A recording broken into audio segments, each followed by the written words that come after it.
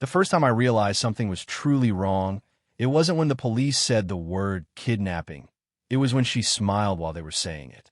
Not nervous, not shocked, just this tight little smile, like she'd finally won an argument she'd been rehearsing in her head for months. And in that moment, standing there with my hands shaking and my heart trying to beat its way out of my chest, I knew this wasn't an accident, wasn't a misunderstanding, and definitely wasn't over. I wasn't new to the neighborhood. I'd lived in that community long enough to understand how things worked, who mattered, who pretended to matter, and who quietly controlled everything from behind a clipboard and a fake smile. It was one of those planned developments with identical mailboxes, perfectly trimmed lawns, and an HOA that claimed it existed for harmony, but really ran on fear, fines, and whispered threats. Most people kept their heads down. I did too. Not because I was weak, but because I had something more important than pride. My daughter. Her name in this story is Lily. She was 9 years old at the time. Small for her age, observant. The kind of kid who noticed when adults were lying but didn't always know how to explain it. She loved astronomy, juice boxes, and asking questions right when you thought the conversation was over. She was gentle in a way that made you protective without even realizing it. And after her mom passed, she became my entire world without ever asking to be. I told her I loved her every day, not out of guilt, not out of habit, but because I meant it every single time. And because somewhere deep down, I knew the world had teeth. The HOA president's name, at least for this version of events, was Brenda Holt. Middle-aged, always overdressed for the weather, always carrying a clipboard even when she was just out for a walk. She lived 3 houses down from us, but somehow always seemed to know when our trash bins were a half-inch too far from the curb or when Lily's chalk drawing stayed on the sidewalk a day longer than allowed. Brenda had a son named Tyler. He was 14, loud, big for his age, the kind of kid who walked into a room like it already belonged to him. You could tell a lot about him just by watching how he talked to adults, especially when his mother was nearby, hovering, nodding, silently approving every ounce of entitlement he poured out. Brenda never liked me. I couldn't tell you exactly why, but some people don't need reasons. They just need targets. I didn't attend HOA meetings unless attendance was mandatory. I paid my dues on time. I followed the rules. I smiled when she waved and avoided conversations longer than polite small talk.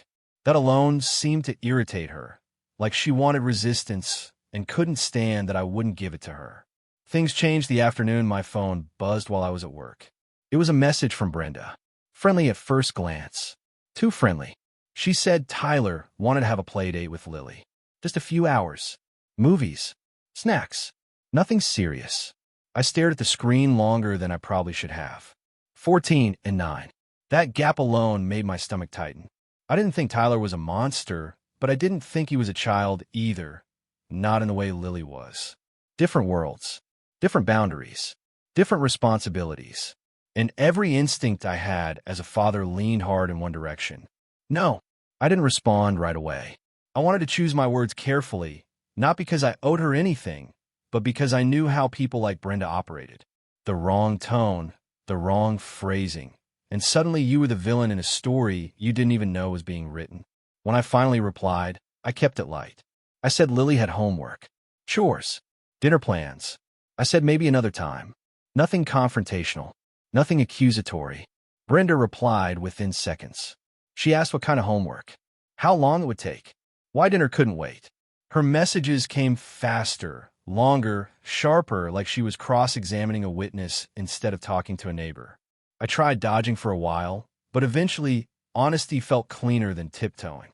So I told her the truth. I said our kids were at very different ages, and I wasn't comfortable with them hanging out alone. That's when the tone changed. Her next message accused me of thinking her son was dangerous, of acting superior, of treating my daughter like some fragile artifact, while implying everyone else's children were problems waiting to happen. Paragraph after paragraph poured in, each one angrier than the last, like she'd been waiting for an excuse to unload something that had nothing to do with playdates. Then she wrote something that stuck with me. She said precious things have a way of disappearing when people get careless. I didn't reply after that. I muted the conversation, put my phone back in my pocket, and told myself she was just another HOA bully throwing a tantrum because someone dared to say no. I went home that night, helped Lily with her spelling, watched her laugh at a cartoon she'd already seen 3 times, and convinced myself that boundaries still meant something. For a couple of days, things were quiet. Too quiet. And I didn't realize until much later that silence in that neighborhood was never peace. It was planning. Monday started like any other weekday, the kind you don't remember until something goes wrong, and then every detail gets burned into your brain forever. Lily woke up late, complained about her socks, asked me if stars ever got lonely floating out there by themselves, and ran out the door with her backpack half-zipped while I reminded her, like always, that I'd be home before dinner. She smiled, waved, and hopped on the bus without a second thought. Neither of us knew that would be the last normal moment we'd have for a long time. My shift dragged. The clock felt slow in that cruel way it only does when you're tired and distracted.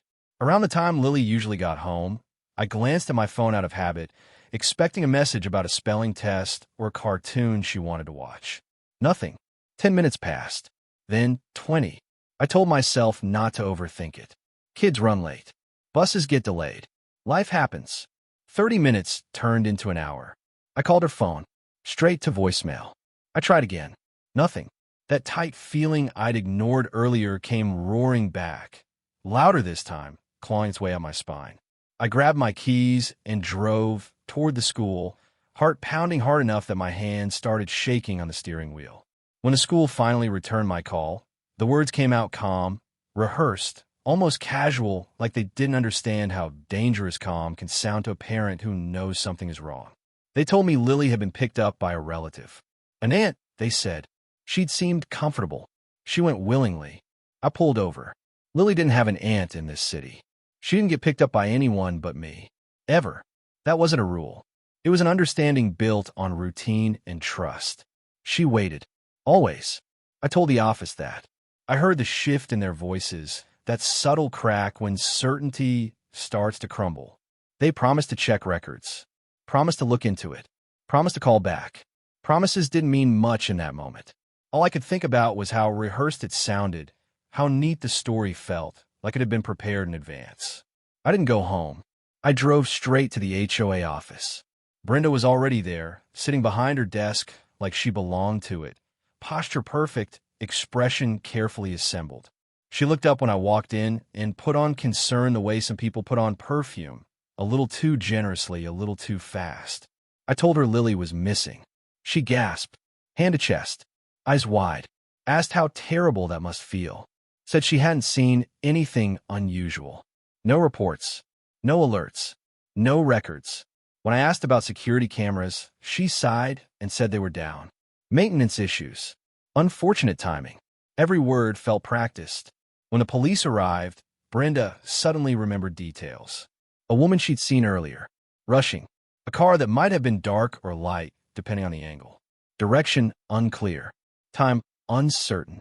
Her story shifted just enough to stay flexible, like she was trying on versions to see which one fit best.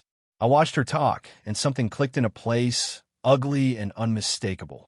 That message, that warning, precious things disappearing. This wasn't random. It wasn't opportunistic. It was personal. Still, suspicion wasn't proof. I forced myself to breathe, to speak calmly, to suggest a neighborhood search instead of accusations. Doors opened. Some neighbors were genuinely concerned. Others watched from behind curtains, pretending not to stare.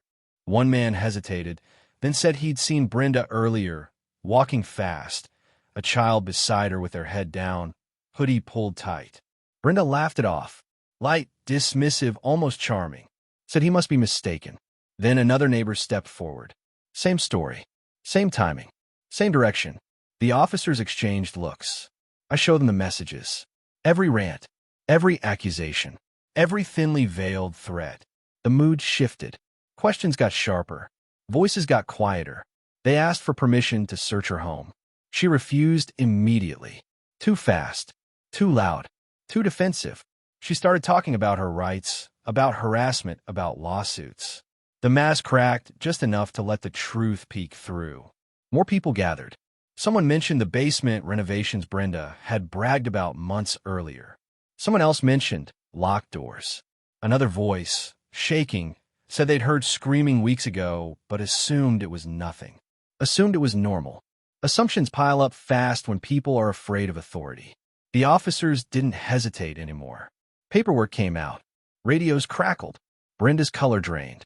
She tried to block the door when they approached it, yelling about bylaws and procedures and how she ran this place. But authority finally met consequence, and it didn't care about her clipboard.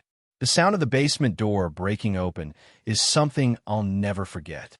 Wood splintering, a rush of cold air, a moment where everything paused, like the world itself was holding its breath. Then I heard her. Lily. Small, tired, but unmistakably alive. She was sitting on a folding chair, wrapped in a blanket too big for her, clutching a juice box like it was the most important thing in the world. When she saw me, she didn't scream. She didn't cry. She just stood up and ran, arms out, eyes wide, like she'd been holding herself together by sheer willpower alone.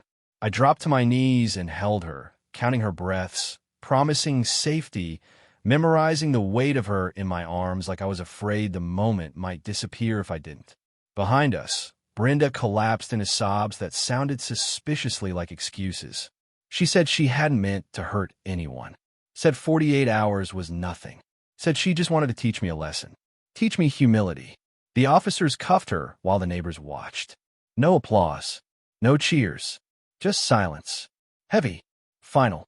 As they led her away, she looked at me once, eyes burning, not with regret, but with resentment, like I'd taken something from her that she believed was rightfully hers. That was the moment I realized something else. This wasn't just about Lily. It never had been. It was about control, about power, about what happens when someone mistakes authority for ownership and no one stops them soon enough. And as the sirens faded and the crowd slowly dispersed, I knew the story wasn't over yet. Not by a long shot. The days after felt unreal, like everything was happening a half step to the left of reality. Lily slept in my bed for a while, curled up like she used to when she was younger, one hand always gripping my shirt as if she needed proof I was still there. I didn't push her to talk. I didn't ask questions I wasn't ready to hear the answers to. I just stayed. Sometimes that's all you can do when the world reminds you how sharp it really is. The investigation moved faster than I expected and slower than I wanted. Phone records came back. Security footage from a convenience store near the school showed Brenda's car idling at the curb right when Lily was dismissed. Witness statements stacked up. Text messages, timestamps, patterns. The picture that formed wasn't chaotic or impulsive. It was methodical, planned, cold. That detail mattered more than I realized at first. Child Services stepped in immediately. Tyler was removed from the home. I remember watching him leave, shoulders slumped, eyes fixed on the ground, and feeling something complicated twist in my chest. He wasn't innocent in the way Lily was, but he wasn't the architect either. He was a byproduct of unchecked power, raised in a house where control passed for love and intimidation for discipline. The HOA board didn't last long after that. Emergency meetings, lawyers, resignations. People who'd enforced Brenda's rules suddenly claimed they'd never agreed with her methods, that they were just following procedure. Funny how quickly fear turns into denial when the crown hits the floor. Court was quiet. No theatrics, no speeches, just facts laid out one by one until there was nowhere left to hide. The judge didn't raise his voice when he spoke. He didn't need to. He called it premeditated kidnapping, abuse of authority, psychological harm. He said power without accountability rots from the inside out, and by the time anyone notices the smell, it's usually too late. The sentence was long, long enough that Lily will be grown before Brenda ever sees the outside of a cell again. There were damages too. Restitution, assets seized, title stripped. The things she once used to intimidate others reduced to line items on legal documents. When it was over, Brenda didn't look at me. She stared straight ahead, jaw clenched, like she was still convinced she'd been wronged by the world instead of exposed by it. Lily went back to school with a quiet bravery that made my chest ache. The administration changed policies. Pickup procedures tightened. Cameras were fixed. Parents started walking kids home in groups, not out of fear, but awareness. The neighborhood didn't become perfect overnight, but it became awake, and sometimes that's the most important step. As for me, I changed too. I stopped confusing silence with safety, stopped believing that keeping my head down was the same as protecting my family. I learned that boundaries aren't rude, they're necessary, and that saying no calmly can still make people dangerous if they're used to getting their way. Some nights, Lily still asks questions she didn't before. About trust, about why adults lie, about how to know when someone is pretending to be nice. I answer as honestly as I can without stealing her childhood from her.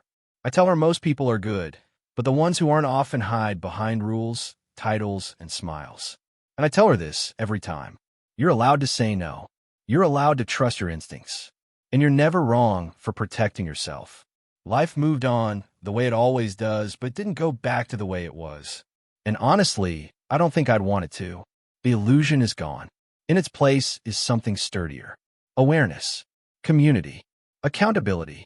Sometimes I drive past that old HOA office, and it's empty now, windows dark, sign removed. No clipboard, no fake smiles. Just another building that lost its power the moment people stopped being afraid of it. And every time I see it, I think about how close I came to ignoring that text, to brushing off that warning, to believing that politeness was safer than honesty. It wasn't. If there's one thing I took from all of this, it's that monsters don't always break down doors. Sometimes they send messages. Sometimes they hold meetings. Sometimes they smile and ask for playdates. And the scariest part is how many people let them. So I want to know what you think. Did she get what she deserved? Or was the punishment too much? Would you have handled it differently? Or would you have trusted your instincts the same way?